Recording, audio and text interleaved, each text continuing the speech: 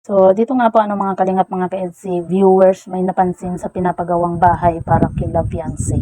So, ano nga ba ito? Yan po yung ating pag-uusapan po mamaya mga kalingap mga ka-EDC.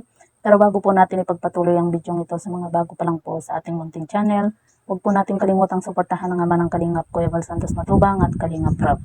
At paunawa, panoorin po muna ang full video bago mag-comment para malaman ang nilalaman nito. So, dito nga po mga kalingap mga ka-EDC, bago nga po napahinto yung pinapagawang bahay nga po kina Beyonce, ay may napansin nga po yung mga viewers dito nga po sa pinapagawang bahay para kila Beyonce nga po mga kalingap. At yun po ay yung napansin nga po nila mga kalingap nung nakaraan nga po na yung ilalim nga po ng hagdan nga po ng bahay nga po nila Beyonce ay gagawing CR. Pero dahil nga po sa napansin din po ng mga viewers yun, ay sinuggest po nila na sana wag nga daw pong gawing CR po yung ilalim po ng hagdan dahil nga po sa maliit po ito.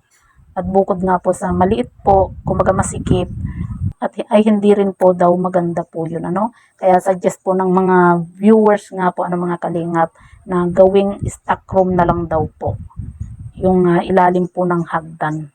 At yun nga po mga kalingap ay binago na rin po mga kalingap dahil din po sa kahilingan nga po ng mga viewers. Kasi marami po yung nagko-comment nga po na hindi nga daw po maganda na gawing CR po yung ilalim ng hagdan.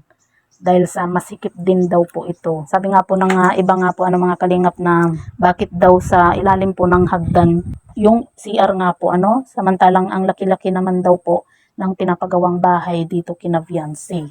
Kaya sabi po ng karamihan na gawing stock room na lang daw po yun. Mas maganda daw pong tingnan.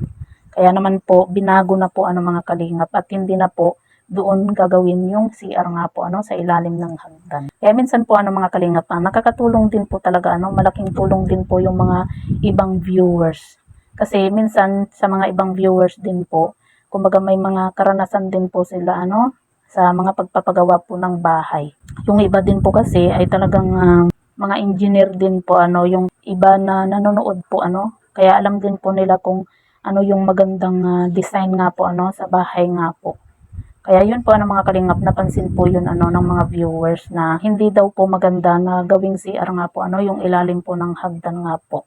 At dahil nga po sa mga comment po ng mga viewers, kumbaga ginawa na rin po nilang stock room nga po kasi nga po mga kalingap, mas maganda po talaga na gawing stock room yung ilalim po ng hagdan nga po kasi kung titignan din po natin, talagang maliit po yun yung space na yun para maging CR. Pero yun nga po mga kalingap mga ka-EDC, marami po yung natutuwa nga po dahil nga po sa tuloy-tuloy na po yung pagpapagawa nga po ng bahay nga po nila Beyonce. At sabi nga po ng karamihan na sana matapos po yung pinapagawang bahay nga po kila Beyonce para makalipat po sila bago po magpasko.